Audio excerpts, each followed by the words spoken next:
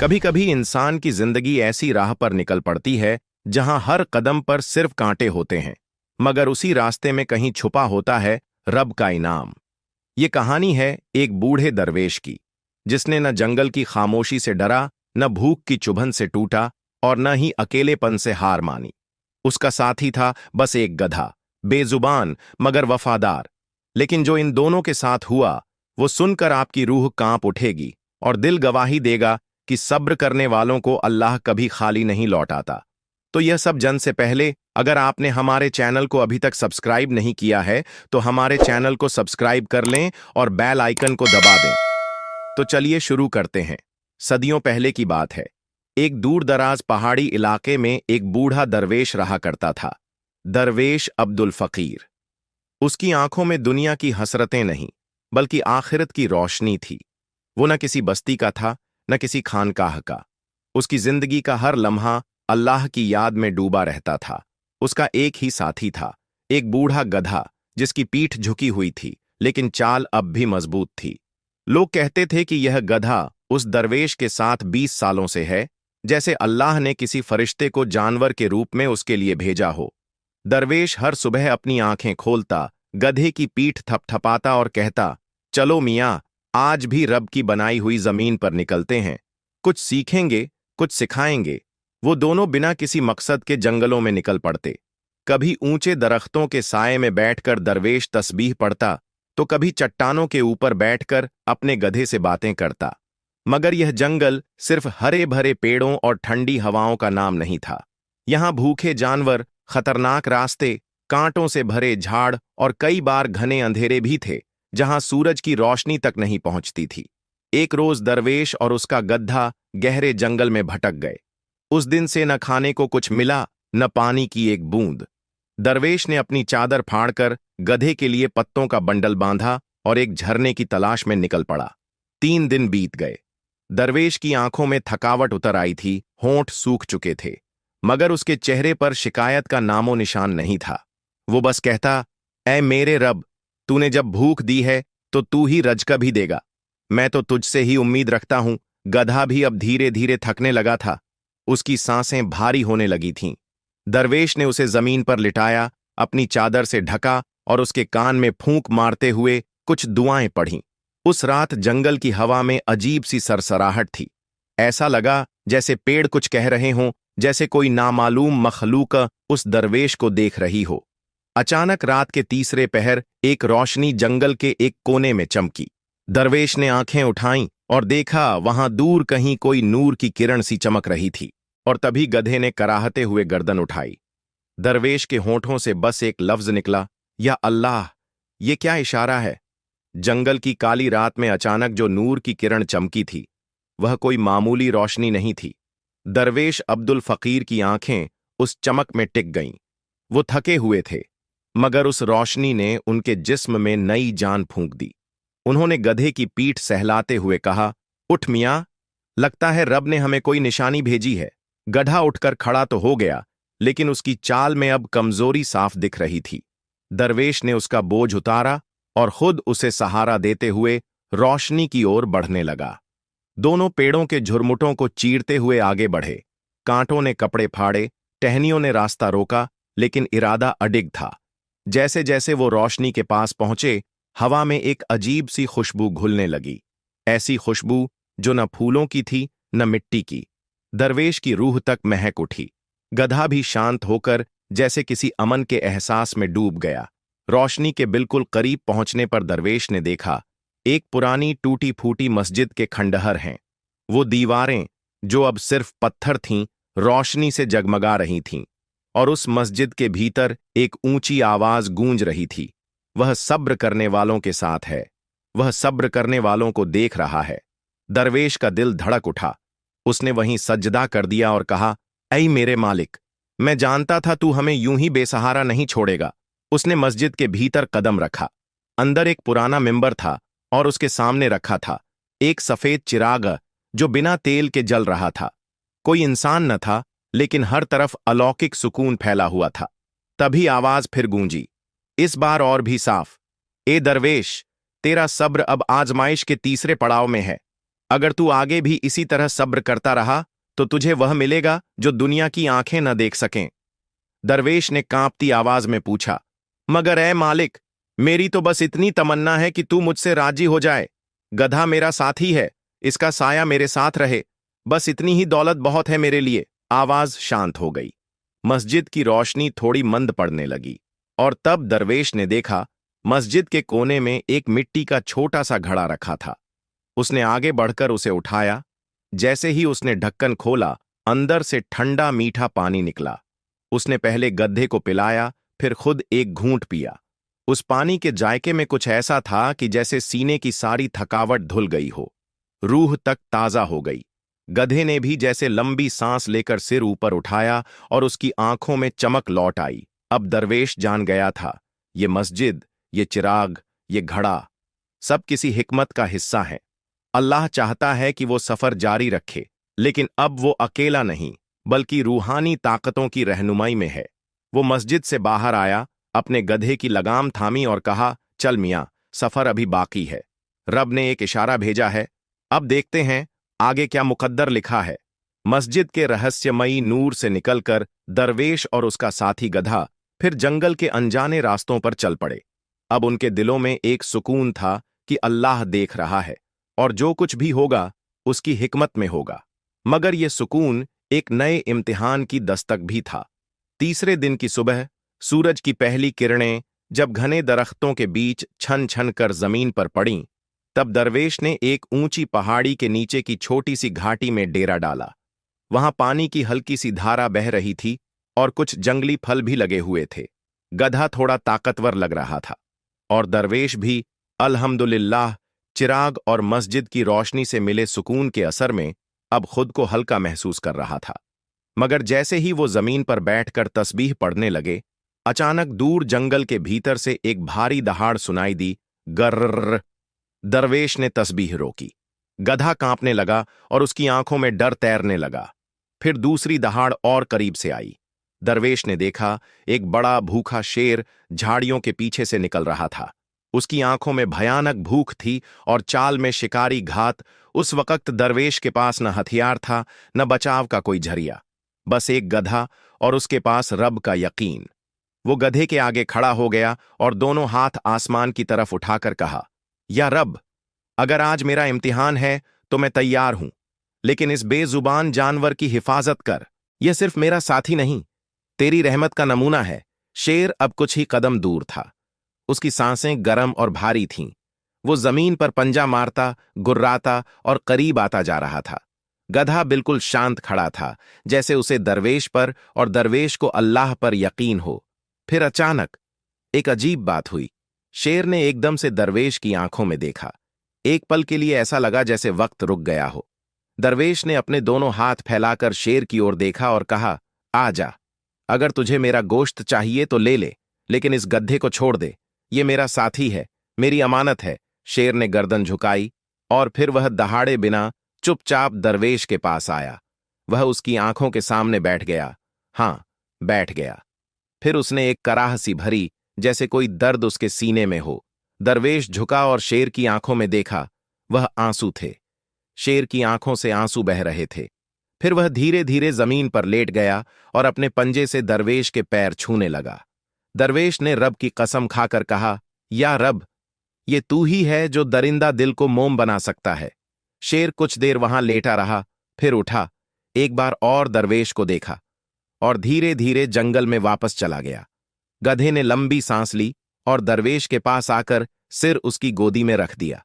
दरवेश ने आसमान की ओर देखा और कहा, आज तूने मुझे दिखा दिया, ऐ मेरे मालिक, कि जब तुझ पर यकीन मुकम्मल हो जाए तो भूखा शेर भी दोस्त बन सकता है। शेर के जाने के बाद जंगल की फिजा में एक गहरा सुकून उतर आया था, मगर दरवेश अब्दुल फकीर जानता था कि सफर अभी खत्म नहीं हुआ। जब अल्लाह अपने बंदों को आजमाता है तो हर मोड़ पर एक नई हिकमत रखता है। कुछ दिन बाद दरवेश और उसका गधा चलते चलते एक वीरान और सुनसान वादी में पहुंचे। वहां दूर एक पुराना कुआं नजर आया, टूटी हुई ईंटें, सूखी मिट्टी और एक जमाना गुजरा हुआ सन्नाटा। गधा प्यासा था और दरवेश को भी अब कई दिन से सही पानी नहीं मिला था। उन्होंने उस सूखे कुएं के पास जाकर देखा तो अंदर कोई आवाज गूंजती सी महसूस हुई। न पानी की छलक, न किसी जानवर की हरकत, बस एक अजीब सी सरसराहट।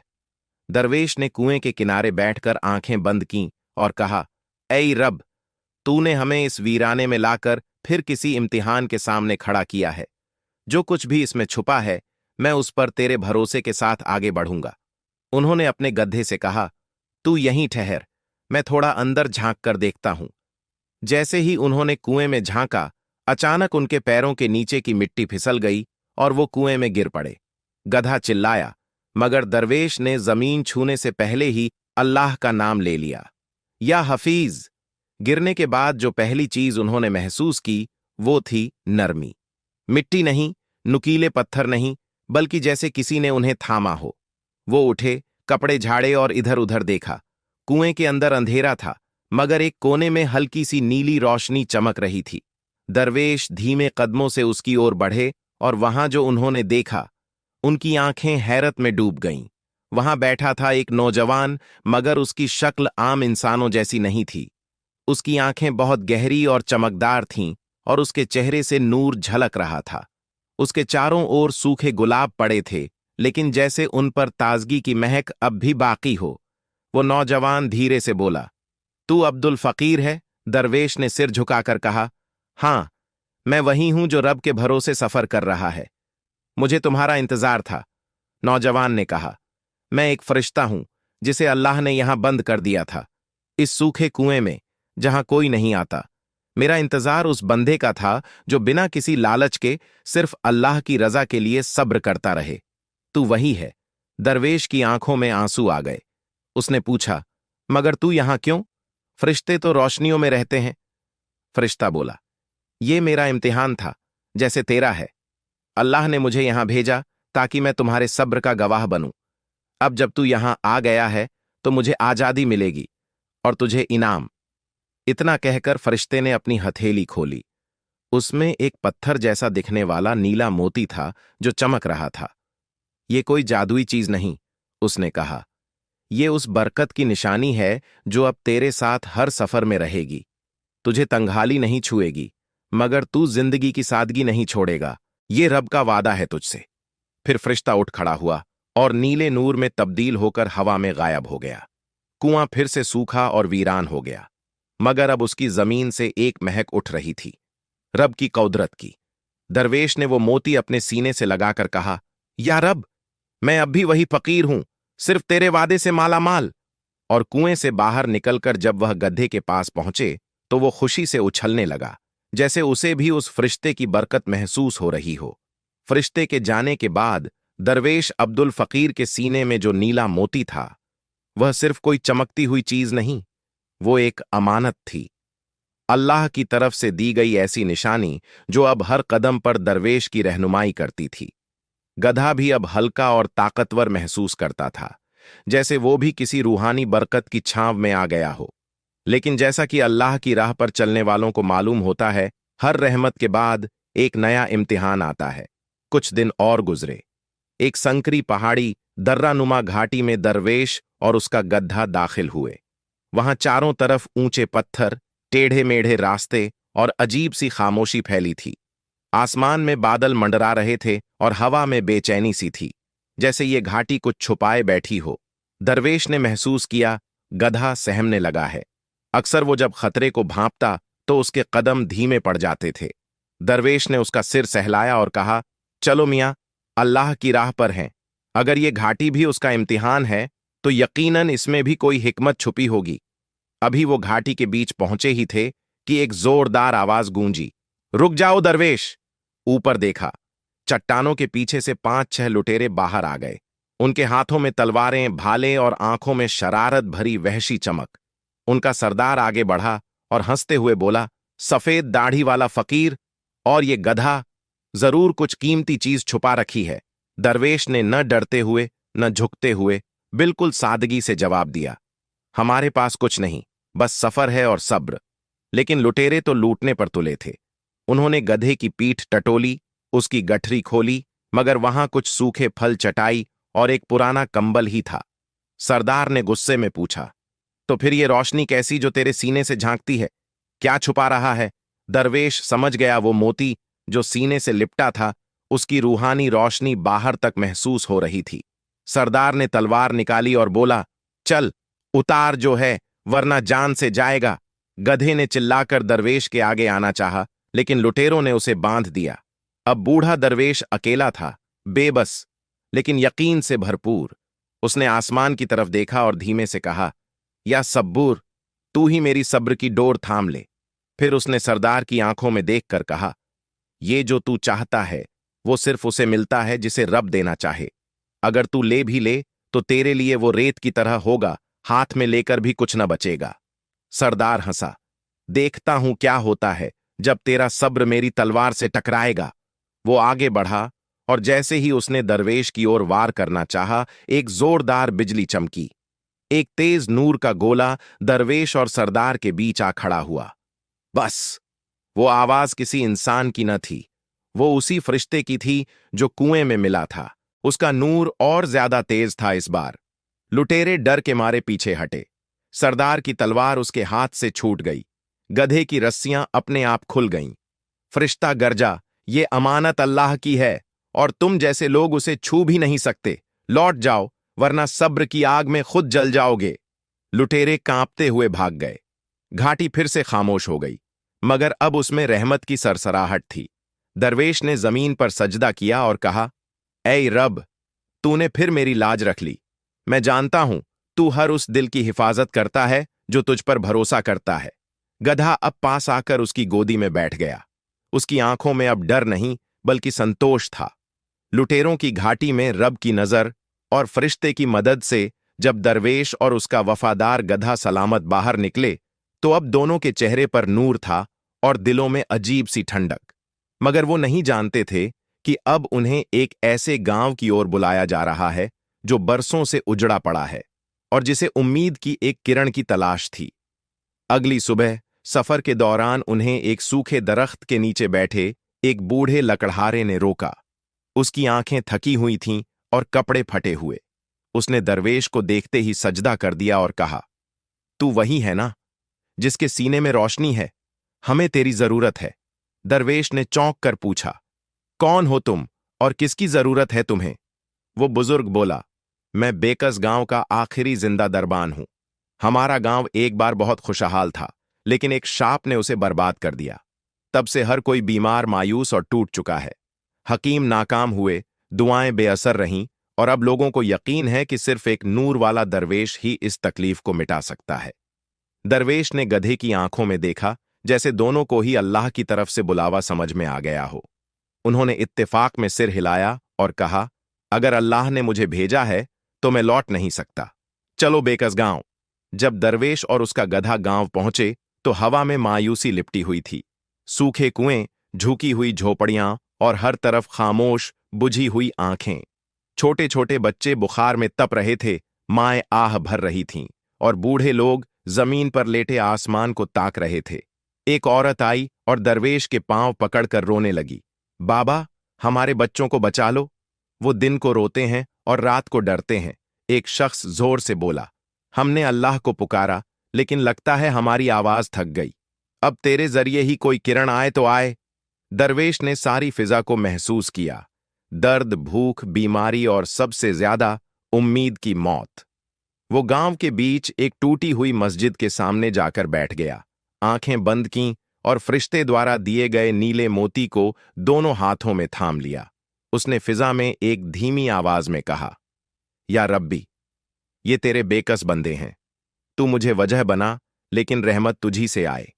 ये मोती अगर तेरी रहमत का जरिया है तो इसे मेरे हाथों में असर दे। जैसे ही उसने मोती को जमीन पर रखा, एक चमकदार नूर उस टूटी मस्जिद की मीनार से उठकर आसमान की तरफ गया और फिर वापस पूरे गांव में फैल गया। अगली सुबह गांव की हवा बदली हुई थी। कुएं से पानी टपकने लगा। बीमार बच्चों के चेहरों पर रौनक लौट आई। झोपड़ियों में फिर से आग जलने लगी। लोग हैरान थे, मगर हर कोई जानता था ये न किसी ताबीब का करिश्मा था, न किसी अमीर की मदद। ये रब का इनाम था, एक सब्र करने वाले दरवेश की वजह से। गांव के बुजुर्गों ने कहा, तू सिर्फ दरवेश नहीं, तू हमारी दुआओं का जवाब है। दरवेश ने मुस्कुराकर जवाब दिया, नहीं, मैं कुछ नहीं, सिर्फ एक गधा और एक मोती लेकर चला था, और उस रब की रहमत हर कदम पर आगे बढ़ती रही। गधा भी अब गांव के बच्चों के साथ खेलने लगा था, जैसे वो अब सिर्फ सफर का साथी नहीं, बल्कि रहमत का हिस्सा बन गया हो। बेकस गांव में अब बहार लौट आई थी। दरवेश अब्दुल फकीर और उसका गधा गांव वालों के लिए किसी फरिश्ते से कम न थे। लोग उन्हें फूलों की चादरों से नवाजते, दुआएं देते और रोज सुबह उनके दरवाजे के बाहर पानी और दूध रख जाते। लेकिन अब्दुल जानता था, ये ठहराव नहीं, एक पड़ाव था। रब की राह चलने वालों के लिए सफर कभी खत्म नहीं होता। एक शाम मस्जिद की छत पर बैठे हुए वो आसमान को देख रहा था। चांद की रोशनी में उसका चेहरा सुकून से भरा था। तभी पीछे से किसी ने धीमे कदमों से आकर आवाज दी, अस्सलामु अलैकुम या दरवेश। वो मुड़ा तो सामने एक निहायत रोशन चेहरा था। सफेद लिबास, कंधों पर कंबल और आंखें ऐसी जैसे किसी ने हजारों राज देखे हों। वो एक सूफी था, लेकिन कोई आम सूफी नहीं। उसमें एक ऐसी रूहानी कशिश थी कि उसके पास खड़े होते ही हवा ठहर गई। दरवेश ने जवाब दिया, वलैकुम सलाम ऐ राही, तेरा चेहरा मुझे रूह से महकता महसूस हो रहा है। क्या तू भी बेकस गांव की रहमत में शामिल होने आया है? वो मुस्कुराया और बोला, मैं वहां से आया हूं जहां अल्लाह के मुस्तबा बंदे रहते हैं, जाविया नगरी से। हमें मालूम हुआ कि नीले मोती का असल मालिक अब सामने आ चुका है और तुम्हारे नाम का जिक्र फलक तक पहुंचा है। दरवेश कुछ सोच में पड़ गया। तो क्या ये सफर अभी खत्म नहीं हुआ? सूफी ने पास आकर उसका कंधा पकड़ा और नर्म लहजे में कहा, नहीं, अब तुम्हारा सबसे बड़ा इम्तिहान शुरू होने वाला है। वो मोती जो तुमने सीने से लगाया है, उसकी तलाश सदियों से जिन और इंसानों ने की है। अब वो जान चुके हैं कि वो कहाँ है, और उनमें से कुछ वो हैं जो उसे हथियाकर दुनिया को फितनों से भर देना चाहते हैं। क्या ये फितना मेरी वजह से उठेगा? स्विंगर दरवेश ने धीमे से पूछा। नहीं, सूफी बोले, ये फितना अल्लाह के नूर की रोशनी से डरता है, लेकिन उसे दबाने की कोशिश करेगा और तुम्हें उसी रोशनी को महफूज रखना है। फिर सूफी ने अपने झोले से एक पुराना नक्शा निकाला, जिस पर अरबी में लिखे कुछ लफ्ज चमक रहे थे। इस नक्शे पर रूहानी जंजीर की जगह है। वहां जाना तुम्हारे लिए जरूरी है। यही वो जगह है जहां तुम्हें मोती की हिफाजत की असली वजह मालूम होगी, और वहीं तुम्हारी तकदीर की आखिरी सीढ़ी तुम्हें मिलेगी। जब दरवेश ने सूफी से विदा लेकर गड्ढे के पास जाकर उसे सफर के लिए तैयार करना चाहा, तो उसने अजीब तरह से जमीन पर अपने पैरों से गोल घेरा बनाना शुरू किया, जैसे कोई निशान बना रहा हो। दरवेश हैरान हुआ। सूफी ने दूर से देखा और कहा, ये गधा अब कोई आम जानवर नहीं। वो मोती की रोशनी से वो चीजें महसूस करता है जो तुम्हारी आंखें नहीं देख सकती। इसने तुम्हारे सफर के अगले पड़ाव का रास्ता दिखा दिया है। दरवेश ने वो गोल घेरा गौर से देखा। उसमें मिट्टी की नमी थी, जैसे किसी दरवाजे का नक्शा हो।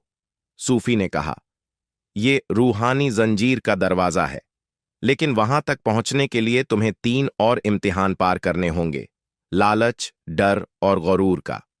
सुबह की नम हवा में दरवेश अब्दुल फकीर और उसका वफादार गधा उस रहस्यमयी नक्शे के सहारे रूहानी जंजीर की तरफ बढ़ चले।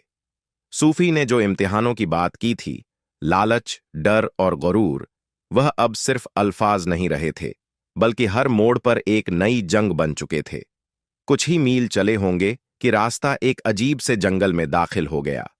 वहां पेड़ काले और भारी भारी से थे। हवा में मीठी सी खुशबू थी, मगर कुछ बेमेल, जैसे उस मिठास के नीचे कोई झर छुपा हो। गधा रुक रुक कर सूंघने लगा और अचानक पीछे हट गया।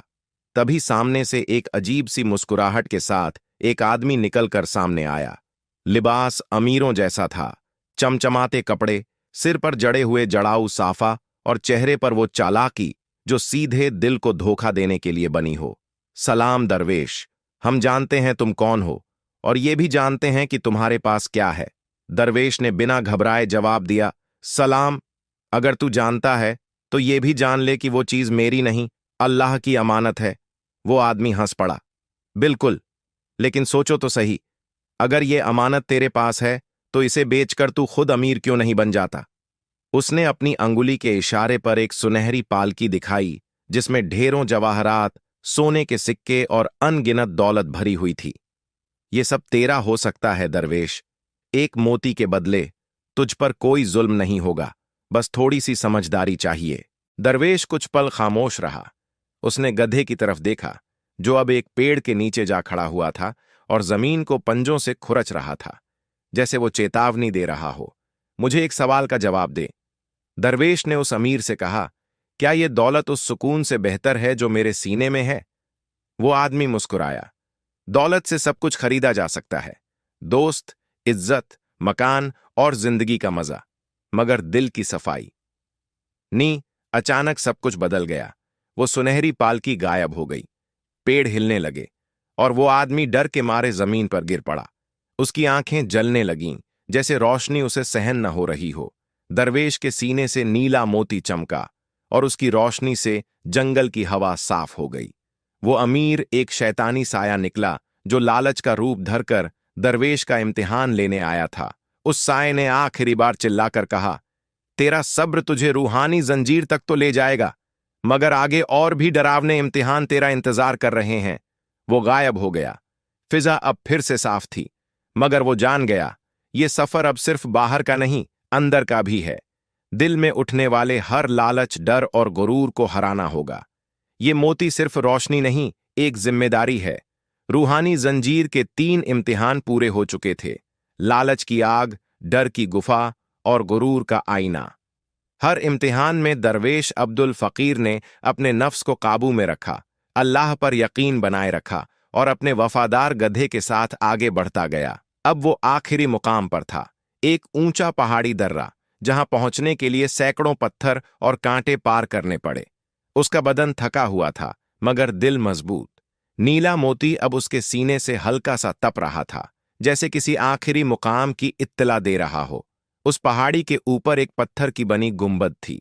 कोई दरवाजा नहीं, कोई चाबी नहीं, सिर्फ एक तख्ती जिस पर अरबी में लिखा था, जो सब्र में कामिल है वही दरवाजा है। दरवेश ने गहरी सांस ली और उस गुंबद के सामने बैठ गया। आंखें बंद कर लीं, उसने कुछ नहीं मांगा, न इनाम, न जन्नत, न मोती की रोशनी। बस कहा, या रब, मैंने तेरा नाम लेकर सफर किया, अब अगर तेरी मर्जी है तो ये मंजिल भी तेरी हो। अगर तेरा इरादा वापस भेजने का है तो मैं उस राह पर भी राजी हूं। उसी वक्त जमीन थरथराने लगी। गुंबद के बीच एक दरवाजा खुला, मगर वहां कोई तख्ती, कोई नक्शा नहीं था, बस रोशनी, इतनी तेज और सुकून देने वाली कि आंखें भीग गईं। वो रोशनी इंसानी शक्ल में बदल गई, एक फरिश्ते की, जिसका चेहरा नूर से चमक रहा था। फरिश्ते ने कहा, अब्दुल फकीर, तू वह दरवेश है जो न मोती के लिए चला, न इनाम के लिए। तू सब्र के रास्ते पर चला और सब्र ही तेरा इनाम है, पर मैं तो कुछ भी लेकर नहीं आया। दरवेश ने झुके हुए सिर से कहा। फरिश्ते ने मुस्कुराकर जवाब दिया, तू एक गधा लेकर चला था, और देख, वो गधा तेरे सब्र का साथी बना। तू भूखा था और तूने बांटा। तू घायल हुआ मगर रोया नहीं। तू अकेला था, फिर भी डगमगाया नहीं। यही सब्र की इंतहा है। फरिश्ते ने नीले मोती को उठाया और जैसे ही उसने उसे हवा में किया, वो मोती 100 टुकड़ों में बंट गया और आसमान की तरफ उड़ गया। अब ये मोती दुनिया के उन लोगों तक पहुंचेगा जो सब्र में सच्चे हैं। तू उनकी पहली कड़ी बना है। गुंबद की रोशनी में दरवेश गायब हो गया। न उसका नाम किसी तख्ती पर लिखा गया, न किसी किताब में, मगर पहाड़ियों में, जंगलों में और बेकस गांवों में एक अफसाना रह गया, एक दरवेश और उसके गधे का, जिन्होंने सब्र किया, और रब ने उन्हें वो इनाम दिया जो नाम और शोहरत से कहीं ऊपर था, रब की रजा। जो सफर अल्लाह के लिए होता है वो न थकाता है न भटकाता है, वो मोती बन जाता है जो जब टूटता है तो 100 दिलों में सब्र की रोशनी बांट देता है। खत्म हुई एक सब्र की दास्तान, मगर शुरू होती है हर उस दिल में जो रब पर यकीन रखता है।